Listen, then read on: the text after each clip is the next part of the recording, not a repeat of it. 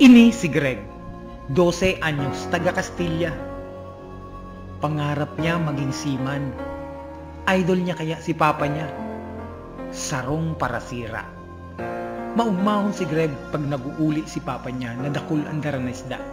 Si mama niya man ang nagtitinda sa mga nadakop ni papa niya na isda. Nabubuhay sinda na simple asin maugma. Pero sa nakaagi na bagyong Rimeng, naraot ang bangka ni papa niya. Nawaraan sindang balay. Inabot kaya sinda sang baha.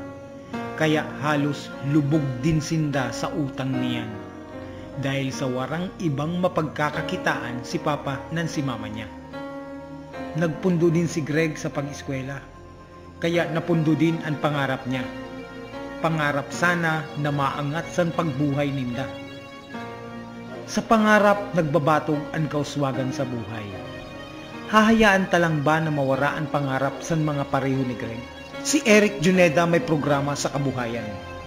Programang magtataong alternatibong mapagkakakitaan kan kada pamilya asin alternatibong kabuhayan na magtataong pagkaon sa kada lamesa. Yaon ang mga programa pareho kan cooperative development para sa sustainable livelihood. Strengthening of high-value crops para sa alternatibong programang pang-agrikultura, mariculture development para sa mga parasira, comprehensive sea use plan o anmaray na paggamit sa tuyang kadagatan, community-based tourism, investment promotion, as in food sustainability, mga programang para sa gabos na sorsoganon, mga programang magtataong giya sa mas marahay na pagbuhay.